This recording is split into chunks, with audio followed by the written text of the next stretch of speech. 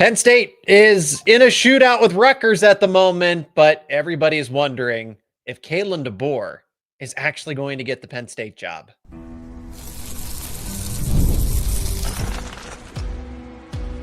You are Locked On Nittany Lions, your daily podcast on the Penn State Nittany Lions. Part of the Locked On Podcast Network, your team every day. And welcome into a live halftime reaction here to Penn State versus Rutgers. But we're going to talk about Kaylin DeBoer. The mystery candidate has been revealed, it seems like. My name is Seyko. I'm your host of Locked On Nittany Lions, as always. A little bit of an impromptu halftime reaction show because was traveling back from Thanksgiving, a little bit of a Thanksgiving celebration, but we are settled. We are here at the home office studio. Let me know your thoughts in the comments section. If you're new to these halftime reactions, this is brief, 2 segments, talk about it here in the window we have between Penn State and Rutgers. So let's focus on the coaching search first and then get to Penn State being tied with Rutgers 21-21 in a shootout. So thank you, or 24-21, actually, I should say, as Penn State was able to drive down the field, but they only lead by 3, which is still surprising. Let me know your thoughts in the comments section, beginning with Kaylin DeBoer, Lincoln Riley, Kalani Sitake. The momentum is there for Kaylin DeBoer to Penn State, it seems like. The question that I have, is it going to be based off of an Alabama win, or is it going to be based off of an Alabama loss? Does this only happen if Alabama loses? Let me say this. It is not guaranteed one way or the other. That what I'm trying to say is that even if Alabama wins, that doesn't mean it's any less likely that Penn State doesn't get Kaylin DeBoer, which has been surprising to me. Penn State's really making a push here. So the Kaylin DeBoer to Penn State smoke is real. Whether or not Penn State can get that across the finish line is to be determined. And with a win or a loss from Alabama, because it's Lane Kiffin that is really, everyone thinks it's a one-way ticket to LSU. And I think he's waiting on Alabama to see if they'll make the push and they'll finalize an offer and everything else. But you can see Lane Kiffin and Alabama wanting one another, which displaces Kaylin DeBoer.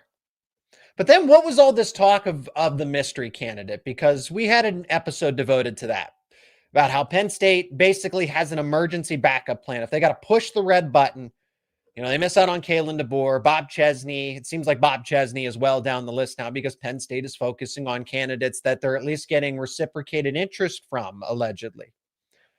The jury is still exactly out on who the mystery candidate is, but at least the latest intel tells us it's actually Lincoln Riley over at USC.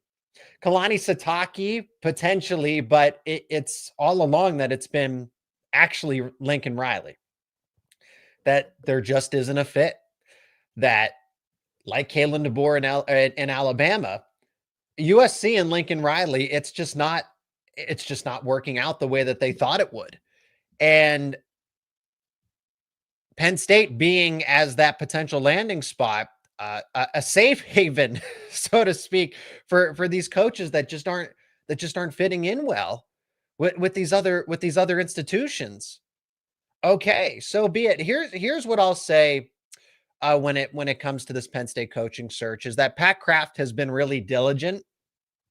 That I would say most of the general public and people covering this Penn State coaching search said that no matter what, Penn State's taking a step backwards, that you're not going to get an elite candidate, that the Nittany Lions and Pat Kraft ruined everything by moving on from James Franklin and doing this coaching search in the middle of the season. And I mean, how could you not instinctively say that to an extent?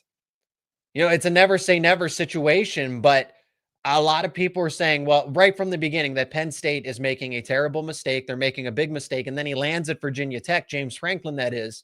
And now it's even quantified because you see it right in front of your eyes. Oh, he's getting commitments. He's getting former Penn State prospects. The rumors are swirling that every single Penn State player is going to follow James Franklin to Virginia Tech, and that's just not true.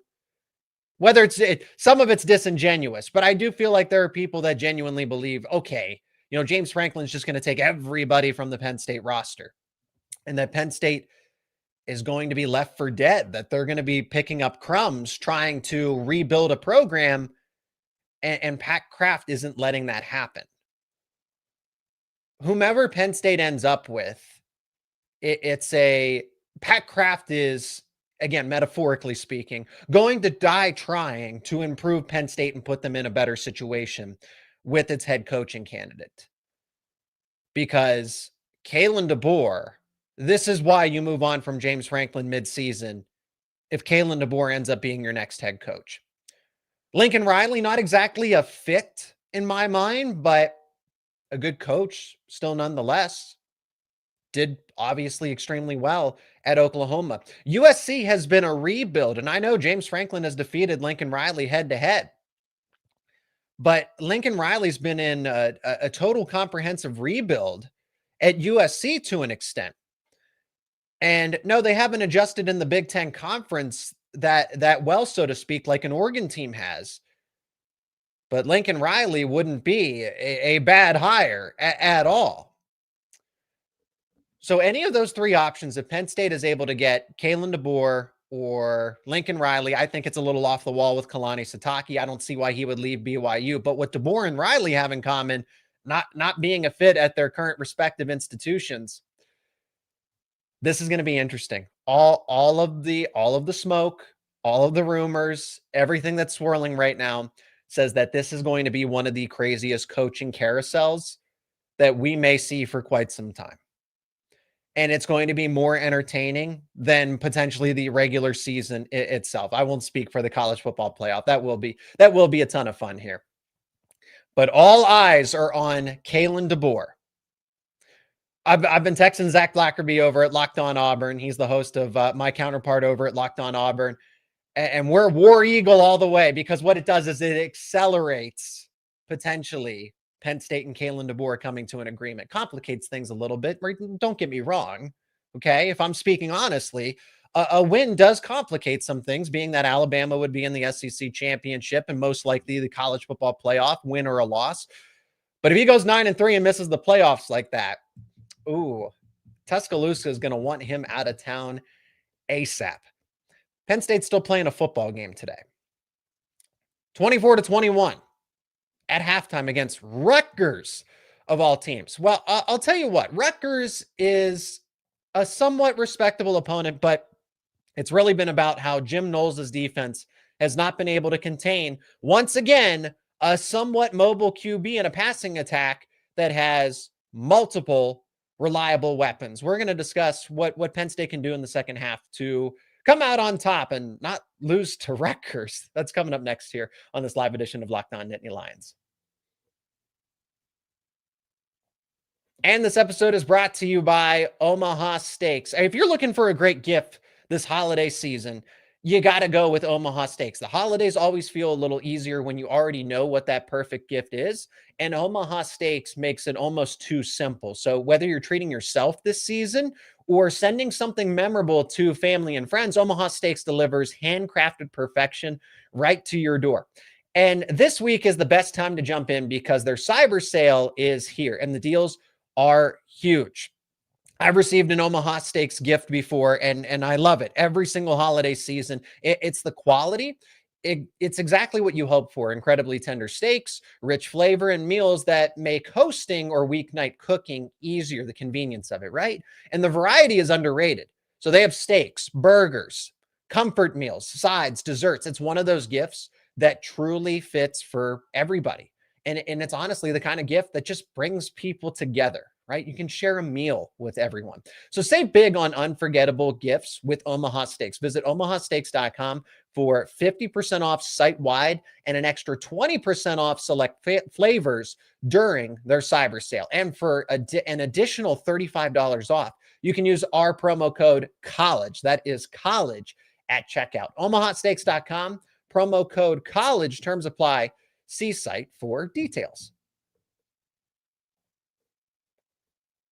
And thank you so much to everybody for joining me here on this live halftime reaction. A little bit impromptu, again, traveling for Thanksgiving. I hope everybody had a happy Thanksgiving. We'll have a post-game show to wrap all this up and continue to build on some of these ideas that are buzzing around right now between Kaylin DeBoer, Lincoln Riley, Kalani Sitake, you name it. Do you think it's Brian Dable? I've seen so many names suggested at this point.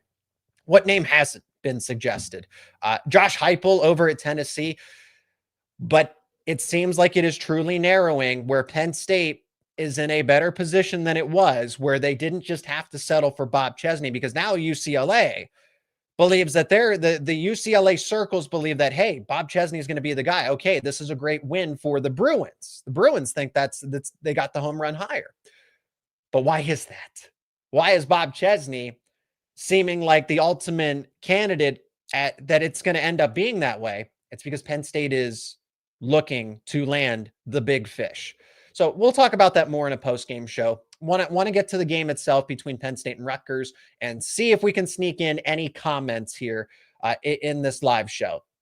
But Penn State leads 24-21 at halftime over Rutgers. This is for bowl eligibility. So, right, all chips are on the table here. Penn State, I know the defense isn't doing its job today.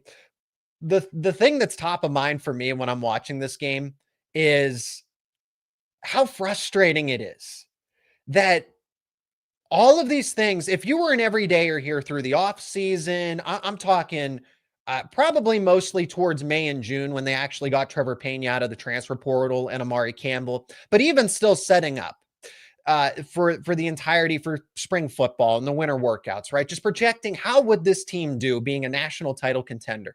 And these are all the hidden strengths and the wrinkles that this Penn State team would have to succeed at a high level. They didn't do any of that in the first half of the season when it mattered. But now it's all they're doing. It is all they are doing. And but it's against Rutgers, it's against Michigan State, it's against Nebraska. So does it really count at the end of the day? Folks, let's remember that none of this was happening against Nevada, FIU, or even Villanova.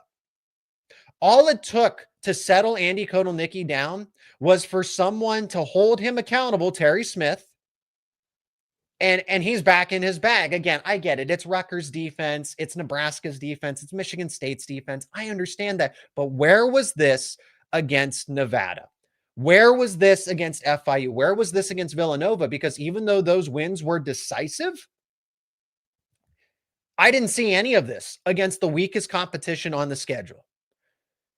Terry Smith coming in and saying, okay, as interim head coach, we are going to make all of these changes. And they were so obvious. The fans were calling for them. We on this show were calling for them. Other beat reporters were calling for them. And they were just never changed. None of these changes were made. I try to think of this from a logical perspective. Why weren't any of these obvious changes made? Why wasn't Kaytron Allen the feature running back? Why wasn't Kobe Howard and Andrew Rapplier and Darius Dixon and Alex Tatch getting more playing time? And I understand from Howard and Dixon specifically, and Tatch, because they were true freshmen, okay? So are they going to play right away and steal a starting role away from a veteran? Probably not right out of the gate, but those are players that you look for in the second half. But those guys should have been out on the football field sooner rather than later. And James Franklin neglected to make any of those changes, to hold Andy Kotelnicki accountable, to say, we're going to throw the football downfield, to get Kaytron Allen a more active, comprehensive role, get him more volume, because he's just the better running back at this point until you can figure out what's going on with Nick Singleton. I just think James Franklin checked out. I don't think he wanted, if you want my honest opinion at this point, I don't think James Franklin wanted to be at Penn State after that Oregon game. There are rumors that he was quietly fired after that game, which would, again, logically speaking, it makes sense.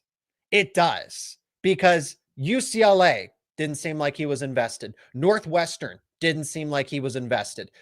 And it was just him waiting for the hammer to come down. Because Terry Smith gets involved, he's got really nothing to lose. He wants to turn this team around for the sake of his alma mater, right? He's a Penn State guy, and it's why I admire Terry Smith so much. But the problem isn't that James Franklin never made these changes even after the fact. It's he could have made these changes while everything was going on. And that's why we're here. So even though, Franklin, from the bird's eye view might have checked out in the situation, which is true, right? We all saw it. But why didn't you? We saw this against Nevada, FIU, and Villanova, and that's what they thought was the blueprint to go and beat Oregon. If they had made those changes in the bye week, any of them, just some of them, make Kaytron Allen the feature running back, blitz a little more, simplify Jim Knowles' defense, play Kobe Howard, not all of the time, but some more of the time. And they didn't do it. So it leads me to believe that, well, Franklin just didn't want to be there. He was checked out after the fact. So now you're seeing, but the frustrating part is, okay, so I allude to some of those wrinkles.